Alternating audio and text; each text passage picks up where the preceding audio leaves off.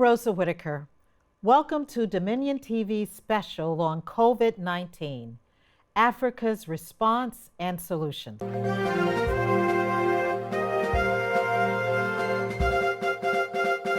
We now have in the studio Bishop Oko-Adjei, Chair of the College of Bishops, Action Chapel International Worldwide. Bishop, thank you for joining us. Across Africa and the world, churches are not having public services. People are suffering, offerings are down. What is the role of the church in such a crisis? And how are you ministering to those who are hurting now and very afraid about the future? The basic role of the church is to provide faith, first of all, because the pandemic in itself brings the torment of fear, hopelessness, and helplessness. And so, by the reference of our faith, which is the word of the Lord, the Bible says in the book of Isaiah 3:10, that say to the righteous, it shall be well with them. And the Bible says that the words that we speak, they are spirit and life. And the Bible also says in Romans 1:7 that the just shall live by faith. So we try to direct their hearts, their thoughts, their emotions towards that fortress of the word of the Lord. So first and foremost, the church is supposed to provide faith to cast away the shadow of fear. And once the fear is allayed, I think the rest of their sustenance and their confidence levels in terms of managing the crisis would be well positioned. Apart from speaking to their fears, we also are offering compassionate support. When I talk about compassionate support, I'm talking about the kind of support that is done out of love, the Christ kind of love. The Bible says that, and Jesus saw the multitude and had compassion on them and healed them of their infirmities. So extending compassion in itself has a way of spiritually and psychologically healing the people. There are a lot of people that are traumatized because they don't know where the next meal is coming from. They don't know where the next provision is coming from. They don't know where the next salary is coming from. But if there's a compassionate outreach by the church, and they see the compassionate team coming up with foodstuff, with money, with infrastructure, it gives them hope to want to live on. For instance, some of the compassionate outreaches that some churches have carried out, particularly in Ghana, is to either provide cooked food, packed food, which could sustain them for a day, and maybe the following day, another set of cooked food is provided for them. Others are receiving dry food. When I talk about dry food, I'm talking about rice that must be taken home, oil that must be taken home, tomatoes that must be taken home to be cooked. That could sustain them for a while. Now, apart from these interventions, the church is also providing money, because there are some people who their real need is not food. Their real need is money, because food, they may have some kind of reserve, but they don't have money. So we also are providing monetary support, where we get partners to contribute to a common pool, and the money that comes in, that is pooled, is given out to all the members of the community that have been zoned as very needy people. I know the church is also providing infrastructural support. There are a lot of churches that are giving out their church buildings, they are giving out their school compounds, they are building makeshift camps to be able to isolate and quarantine people. I know churches have schools, and some of the schools have been turned into isolation centers. All these things are things that the church is providing. And that is such a blessing. And I was so pleased and deeply moved with the response from the community when my husband, indeed, Archbishop Nicholas Duncan Williams, went out into the community to participate in the feeding program, feeding tens of thousands of people. And all of this is happening during a time when the church offerings across the world, many are saying, are down.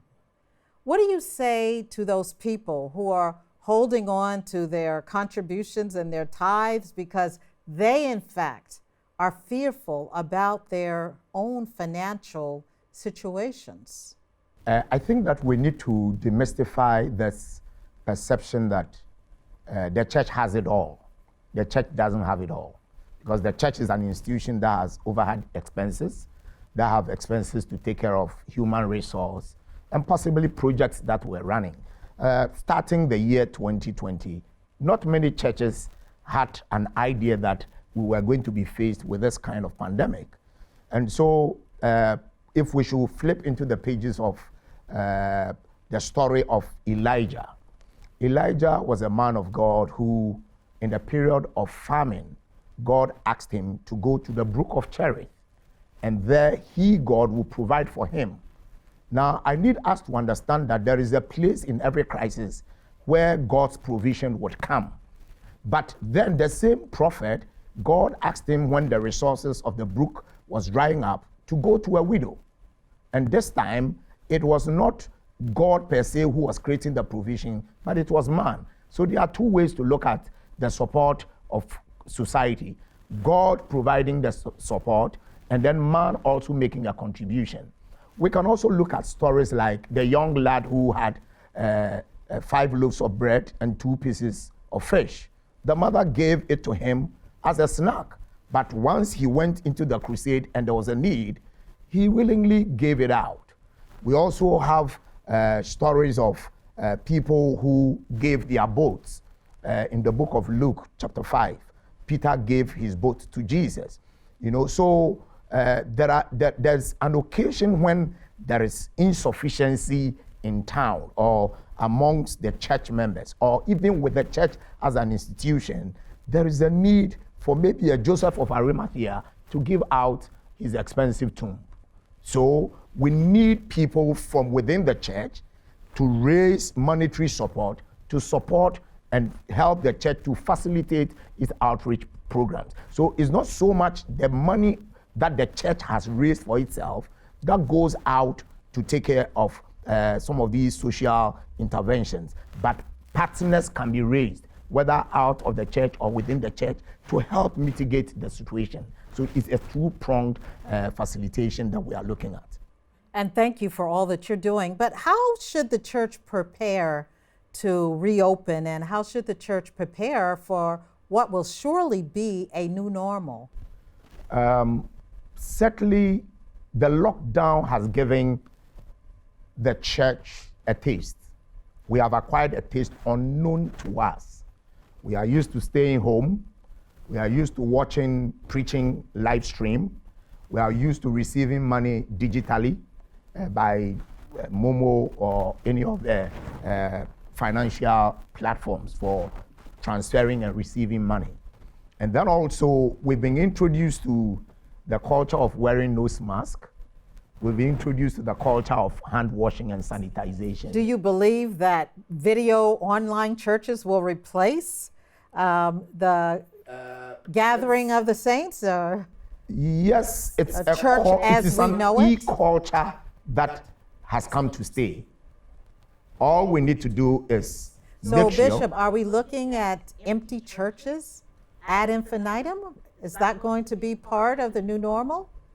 Well, some churches may be empty to start with, but with time will fill up because people still have the fears about social distancing and about keeping, your space so that you don't get the what do you call it, the contamination. So some people will have cold feet in wanting to come to church immediately. The churches are not going to be swelling full immediately. They are going to take time. But then what we have to accept is that the culture of managing church and doing church has changed because an e-community has been created, whether we like it or not. There is an e-community, which a lot of churches are not used to. How do you manage that e-community? For instance, if in this COVID,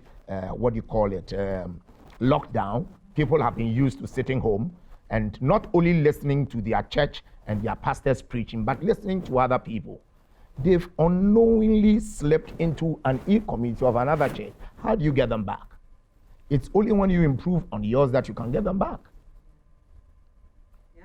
And so after the pandemic, churches will have to even introduce temperature checks with a temperature gun before you enter. People will have to now wash with a Veronica bucket before you enter. Now, when we go to church, microphones can't be shared because of fear of infection and contamination. Hopefully, yes, there can be some arrangements where people can be in churches with families sitting together, singles sitting separately and alike, so that we can enjoy the fellowship. Yes, the fellowship is very necessary. I totally agree with you, but Yeah. I still believe that nothing can replace the gathering and the in-person connection and enjoying the presence of God like we have in the church. But I do have another question for you. What do you say to those like Professor Alex Broadbent at the University of Johannesburg who are questioning whether or not the impact of closed borders, lockdowns, the cessation of market and business activity is worse than the virus itself in Africa?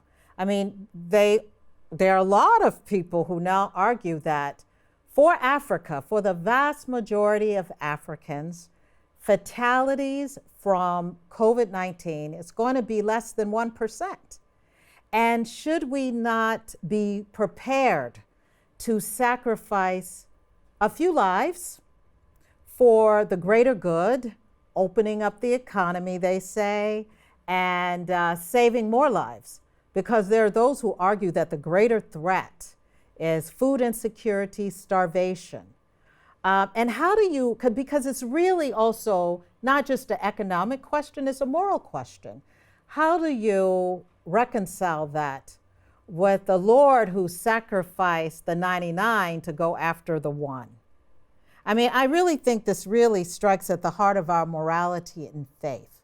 What do you have to say about that? For those who say, let's sacrifice a few lives because we can save many more if we would just open up. I'll take it from the last Bible quotes that you put in there, that the Lord would leave the 99, go for the one, and make sure that that one is also saved. But we also have in Galatians 5:9 that a little leaven leaveneth the whole lump.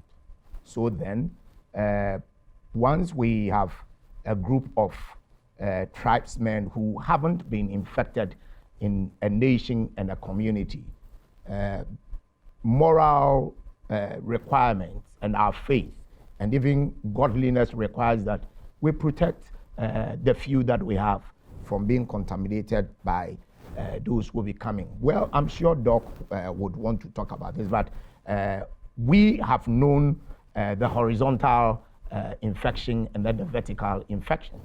I mean, most African countries were okay until travelers from foreign nations came in and brought in this virus. That is the horizontal infection, vertical infection. But now we need to protect the vertical infection, which means that what Professor Alex is pushing out is that he thinks that the total lockdown is more dangerous than the viral infection. And I don't agree with him, because it must be a case-to-case basis.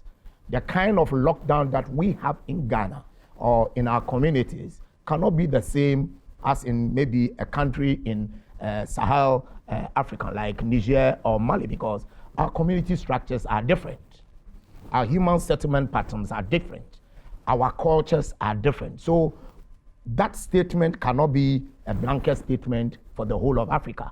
It must be a case-to-case basis. Of course, the different economies that would support the outbreak, because if Ghana doesn't have the economic strength and muscle to be able to allow unlocked borders and allow free flow of visitors and tourists coming in, once the infection gets to a level where the growth is now exponential.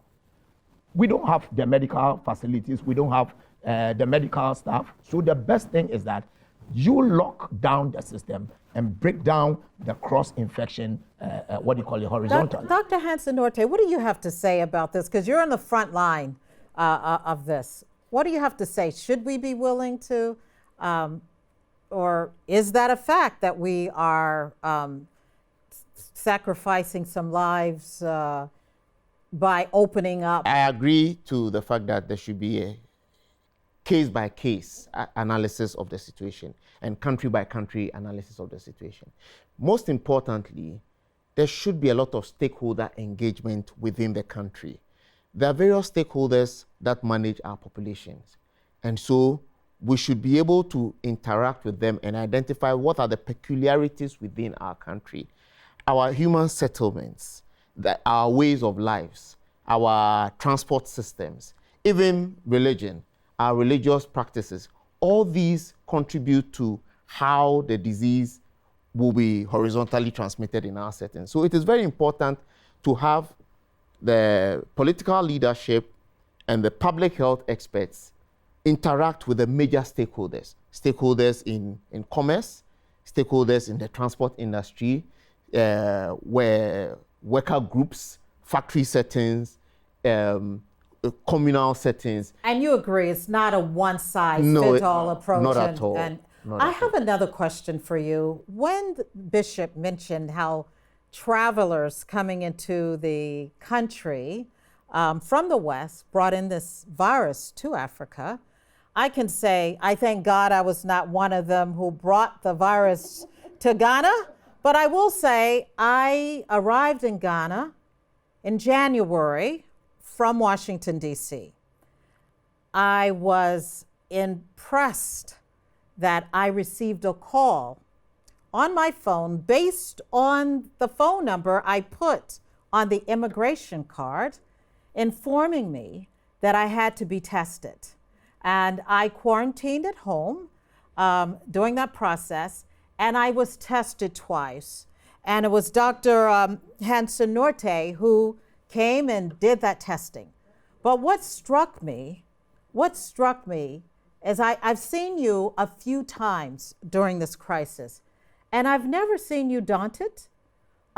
You approached it with so much optimism. What is the source of your optimism in the face of this crisis when you have had to deliver the news to a number of people that they were positive? Thank you very much for your question. I think I must confess, I would attribute it to my faith in Jesus Christ. The fact that I know Jesus will protect me and keep me from all evil. But in addition to all that, I would add knowledge and the science behind it. And so I would not do what I'm not supposed to do. I would not put myself at risk. And so understanding the way the whole epidemic is going, the way the disease behaves in this outbreak period, I need to follow the right instructions and do the right thing that would keep me safe. Now, from a health perspective, what advice do you have for other African countries that are now preparing to open up and end the lockdown? Now, when it comes to the issue about opening up, like Bishop said, the most significant thing is about stakeholder engagement. Political leadership needs to be engaged adequately with the people on the ground, making sure that the public health experts are in the flow. So we need to understand how the whole epidemic is impacting on the people. And so by engaging with the leadership in the various stakeholder groupings, we will know how to plan adequately for the marketplace. We'll know how to plan adequately for the workplace. We'll know how to plan adequately for church and other religious institutions. So once we get these plans in place appropriately, then we would ease the lockdown one step at a time till we really come back to normal. The most important thing I've talked about, it's about the stakeholder engagement.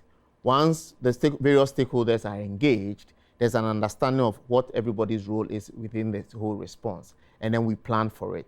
So as we plan, what are the things we need to think about? So there are public health responses and public health interventions that we need to put in place.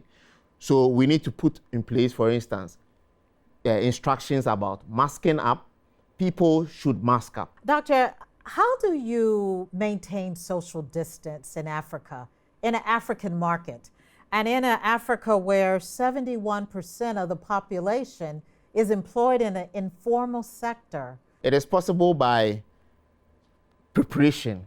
So in a typical market setting, in some places, they have applied it. You have people, the traders, being designated to specific points to trade. So there are floor markings, ensuring that there's a separation between people as they get into the market. You don't allow too many people to come into the market at a point in time. We can run shifts. So today somebody sells, and then the next day somebody else sells. Or you have your trade for 2 hours, and then you get out, and then somebody else comes. So careful planning, maintaining specific sites where people must work from, just to ensure that there's not too much interaction of people. Not allowing too many people into restricted areas would ensure that definitely we're able to practice social distancing. So this is a part of the new normal. Exactly. Bishop, any last words from you?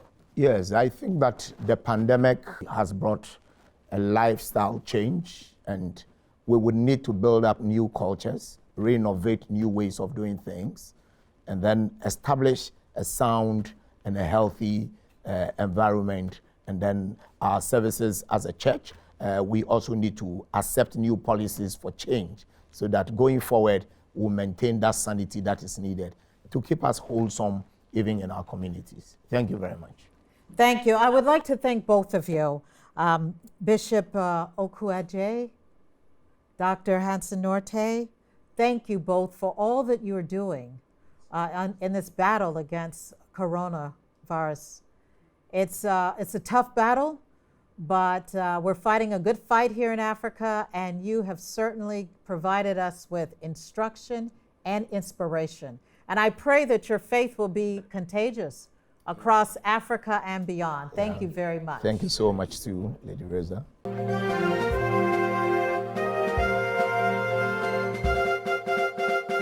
We invite you to join the conversation. Tell us what you think on all our social media platforms at My Dominion TV.